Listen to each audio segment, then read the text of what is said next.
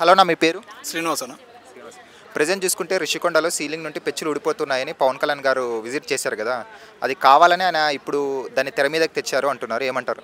చాలా రాంగ్ అన్న ఆ మాట ఎవరన్నారో కానీ చాలా రాంగ్.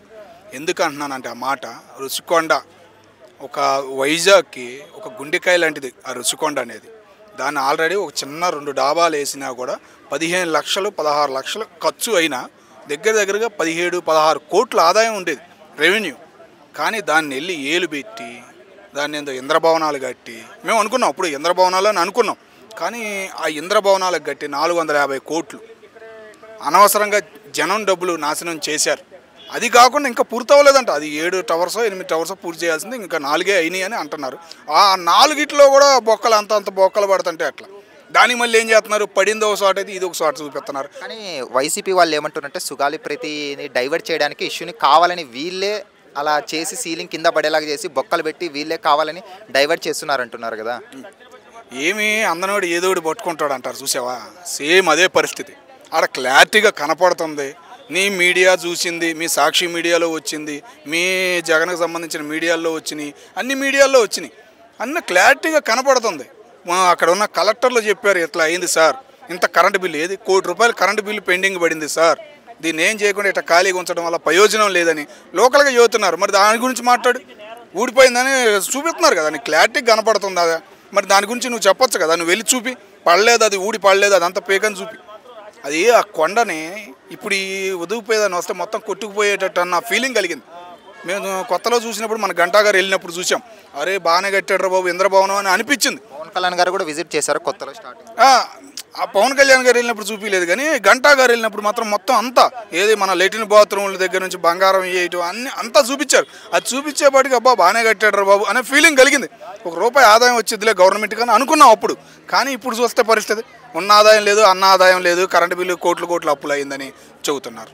మరి అక్కడ ఉన్న లోకల్ కలెక్టర్లు కానీ రెవెన్యూలు కానీ ఆ మాటలు చెబుతున్నారు. దాన్ని బట్టి అర్థం చేసుకోవాలి మనం. అది ఇంకా దానిలో కూడా చాలా లోటు జరిగిందంట. అది మొత్తం చూపించిన అమౌంట్కి ఖజానా చాలా వెళ్ళిపోయినట్టు అన్నట్టు పవన్ కళ్యాణ్ గారు మొత్తం మన నాదెళ్ల మనోహర్ గారు మొత్తం రిపోర్ట్ రాసుకున్నారు, సీఎం గారికి ఇచ్చి దాని మీద ఏందనేది క్లారిటీగా పవన్ కళ్యాణ్ గారు ప్రెస్ ముందు చెబుతారని అనుకుంటున్నాం. అదే రీసెంట్గా చూసుకుంటే పవన్ కళ్యాణ్ గారు ఒక సమావేశంలో ఒక మాట అన్నారు, నన్నైతే క్వశ్చన్ చేస్తారు, గల్లా పట్టుకొని చొక్కా పట్టుకొని అడుగుతారు, నన్ను కొట్టేకొస్తారు, కానీ అదే గత ముఖ్యమంత్రిని అడగడానికి కానీ నేను కొట్టడానికి కానీ సాహసంగా చేయరు, అలా ఉన్నారు వాళ్ళ నాయకులు కానీ, అలా ఉన్నారు వాళ్ళ సోషల్ మీడియా కానీ అన్నీ ఒక క్లెయిమ్ చేశారు ఒక మాట. దానికి ఏమంటారన్న? అదే కరెక్ట్ అన్న. పవన్ కళ్యాణ్కి సపోర్ట్ చేసే సోషల్ మీడియా ఉంది, ప్లస్ మన టీడీపీకి సపోర్ట్ చేసే మీడియా ఉంది. ఏమన్నా అధికారం ఉండాం అని చెప్పి మెతకిచ్చారా అనేది అర్థం కావట్లేదు. ఇంతకుముందు ఏంది పవన్ కళ్యాణ్ గారితో పాటు తిరిగిన వాళ్ళు కానీ 1కి 4 ప్రశ్నలు చిన్నది జరిగిన ఊరే మా 10 మంది వచ్చి మీడియా ముందు మాట్లాడతాం అని చాలా చూసాం. ఇప్పుడు కార్యకర్తలు కానీ నిన్న ఆయన అన్న మాటల ప్రకారం చాలా మెతకబడ్డారు. ఎందుకు, ఏంది కారణం అనేది ఇప్పటికీ అర్థం కావట్లే. మరి దాన్ని నిన్న రేపు 30వ తారీఖు మీటింగ్ ఉందంట, మరి బాగా క్లాస్ పడి అందరినీ లైన్లో చేస్తారు, కొద్దిగా మెతకబడిన వాళ్ళందరినీ బాడీలుగా. రేపు మళ్ళీ అధికారంలోకి వీళ్ళు వైసీపీ వాళ్ళు వస్తే మమ్మల్ని వదర్లని భయపడి ఇలా మెతకున్నారనుకోవచ్చా మనం? లేదన్న, వైసీపీకి భయపడే వాళ్ళు లేరన్న. జనసేనలో కానీ టీడీపీలో కానీ వైసీపీకి భయపడే వాళ్ళు లేరు.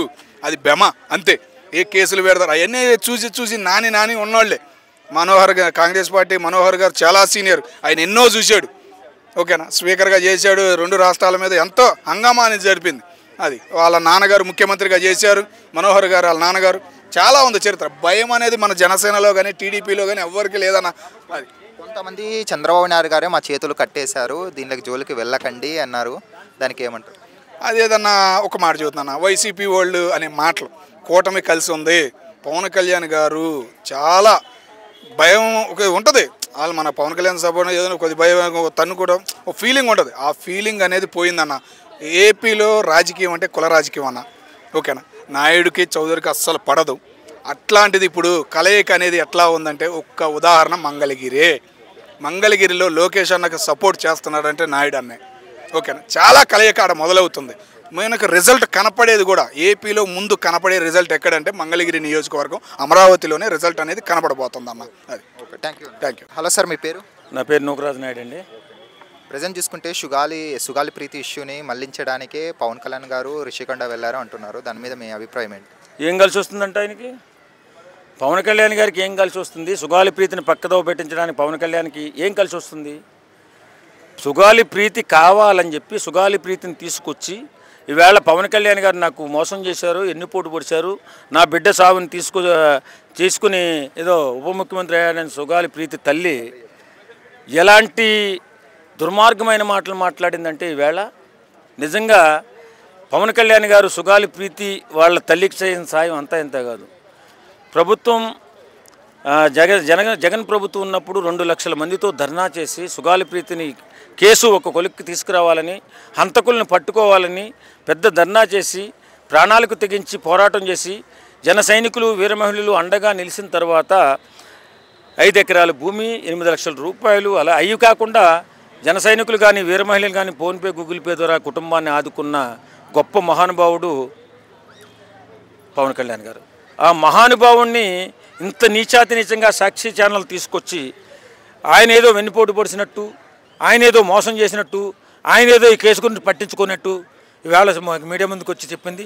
నిజంగా ఆమె విశ్వాసఘాతకురాల్లా మిగిలిపోయింది. ఈవేళ నిజం చెప్తున్నాను, అలాంటి మహానుభావుడు దేవుడని పొగిడిన నోటుతోనే వెన్నుపోటు పొడిచాడని చెప్పిందంటే ఎందుకు ఆమె అలా మాట్లాడుతుంది అనుకోవచ్చు? ఆమె వెనకాల ఎవరైనా ఉన్నారనుకోవచ్చా? మనం వెనకాల సాక్షి ఛానల్ కనపడుతుందిగా, జగన్మోహన్ రెడ్డి ఉంటాడు, ఇంకెవడో ఎందుకుంటాడు? వెనకాల సాక్షి ఛానల్ కనపడుతుంది. ఇప్పుడు ఉన్న ఛానల్ అన్నీ ఉండాలి కదా. కేవలం ఒక మనిషిని ఎదుర్కోలేక, ఎందుకంటే ఒక గొప్ప వ్యక్తి, రాజకీయాలలో లేనటువంటి వ్యక్తి పవన్ కళ్యాణ్ గారు, రాజకీయాలకి అతీతమైన వ్యక్తి పవన్ కళ్యాణ్ గారు. ఆయన తన సొంత డబ్బులతో రాజకీయం చేసే మహానుభావుడు అతను. ఎవరు కష్టాల్లో ఉన్నా, ఎవరు ఇబ్బందుల్లో ఉన్నా నేనున్నానని ముందుకెళ్ళే రాజకీయ నాయకుడు ఎవరైనా ఉన్నారంటే ఆయన పవన్ కళ్యాణ్ గారు. అలాంటి వ్యక్తి స్థాయిని తగ్గించాలని ఆయన్ని సుగాలి ప్రీతి కేసుకి ఈయనకి ఏం సంబంధం అండి? అంటే మేము అధికారంలోకి రాగానే దీన్ని ఫస్ట్ తీసుకునే కేసు సాల్వ్ చేస్తే సుగాలి ప్రీతి కేసు అని పవన్ కళ్యాణ్ గారు గతంలో చెప్పారు కదా.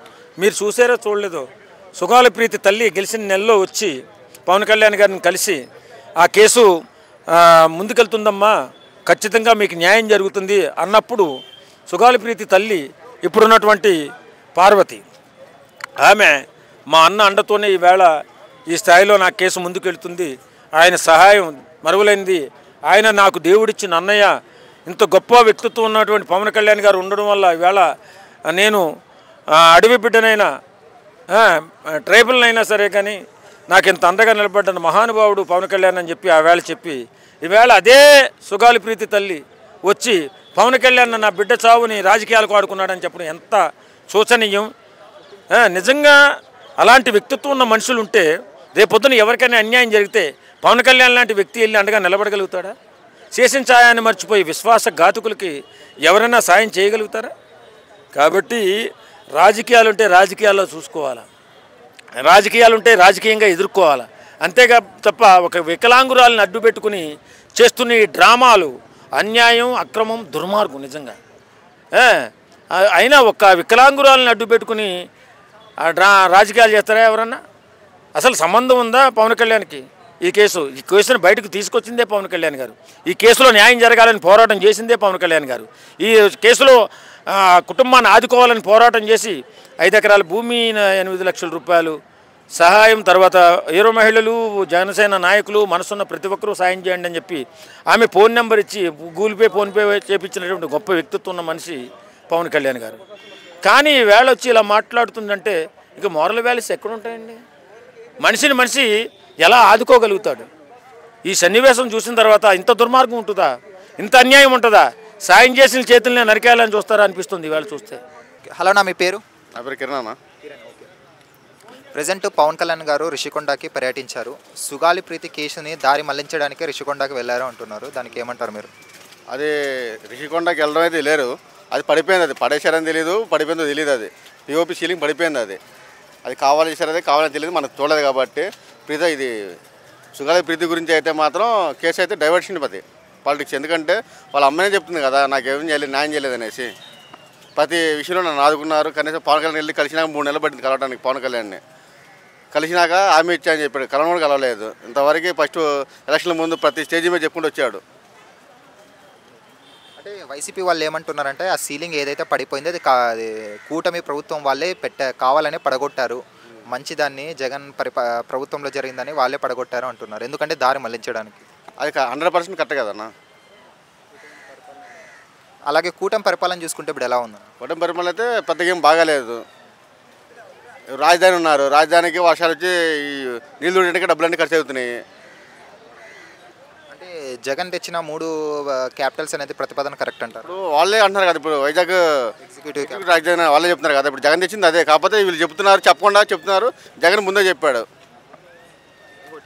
జగన్ అనేది ఈసారి అధికారంలోకి వస్తే ఎవరిని వదిలిపెట్టేది లేదు అంటున్నారు. అంటే రాజకీయం మళ్ళీ అదేమంటారు ఫ్యాక్షనిజాన్ని మళ్ళీ బయటికి తీసుకొస్తున్నారు అంటున్నారు. అట్లా అనుకుంటే అప్పుడే వచ్చాడు కదా నాబా.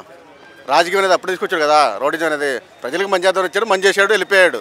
మరి జగన్ ఓడిపోవడానికి కారణం ఏమనుకోవచ్చాను?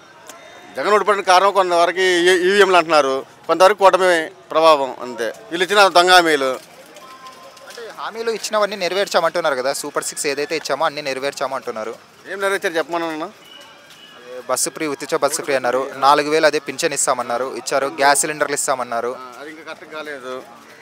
ఇంకా చేస్తాం, ఇంకా వచ్చే అధికారంలో 1 ఇయర్ అయింది. ఉన్న ఫింక్షన్లు తీసేశారు నా ఏపీలో. వికలాంగులంతా ధర్నాలు చేస్తున్నారు ఫింక్షన్ లేక.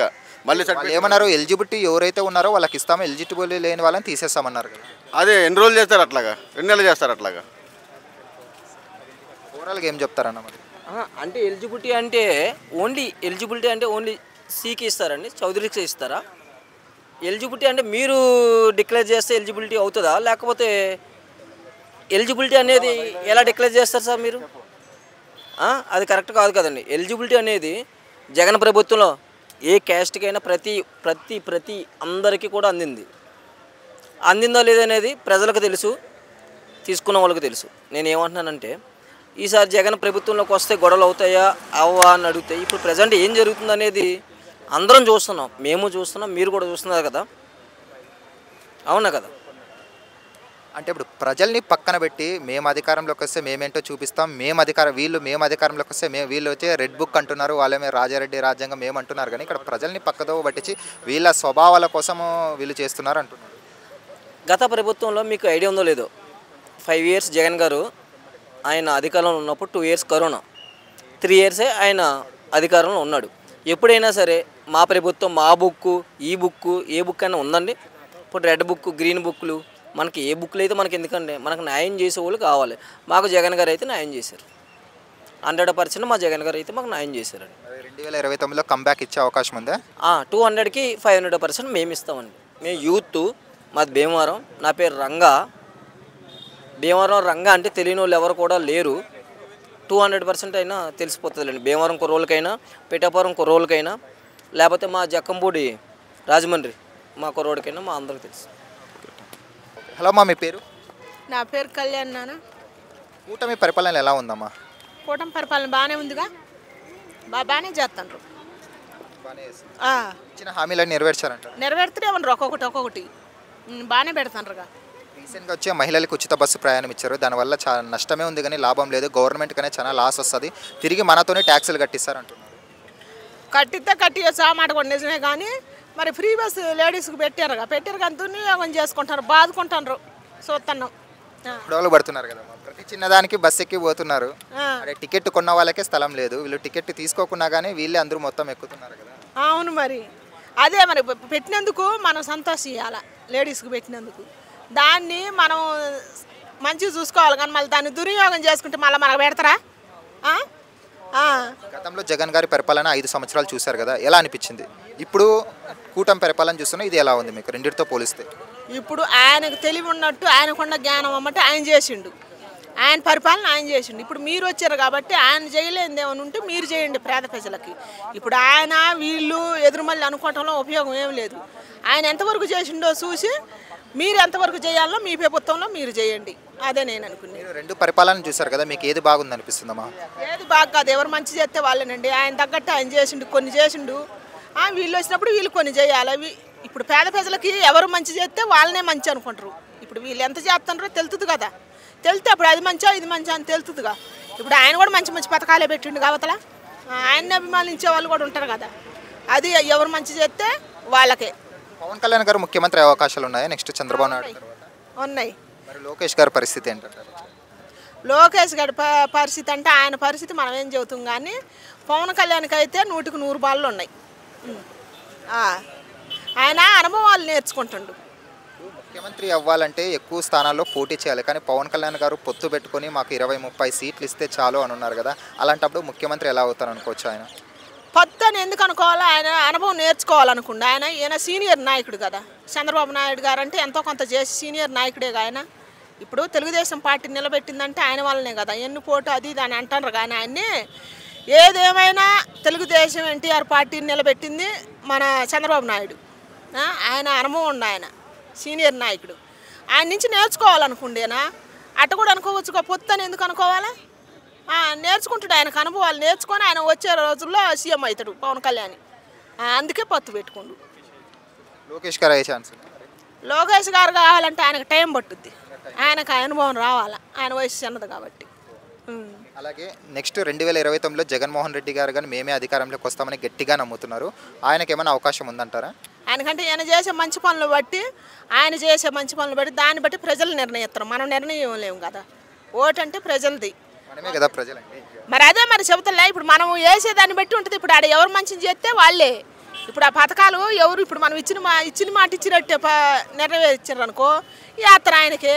ఆయన ఏదైనా తక్కువ చేస్తే ఏమైనా చేస్తున్నామో నేనకి వేస్తారు. అదేగా ప్రజలకు నడిచేది. ఇప్పుడు దానివల్లనేగా ఒకళ్ళంటే ఒకళ్ళు మారేది. అది ఓకే. హాయ్ ఫ్రెండ్స్, మా ఫ్యూచర్ టుడే ఛానల్ చూస్తున్నందుకు చాలా థ్యాంక్స్. మరిన్ని లేటెస్ట్ వీడియోస్ కోసం వెంటనే సబ్స్క్రైబ్ చేయండి. అలాగే ఈ బెల్ని కూడా రింగ్ చేసేయండి. మా లేటెస్ట్ వీడియోస్ నోటిఫికేషన్స్ అన్నీ మీ మొబైల్లో వస్తాయి. మా వీడియోస్ మీకు నచ్చితే లైక్ చేయండి, షేర్ చేయండి, నచ్చకపోతే కామెంట్ చేయండి.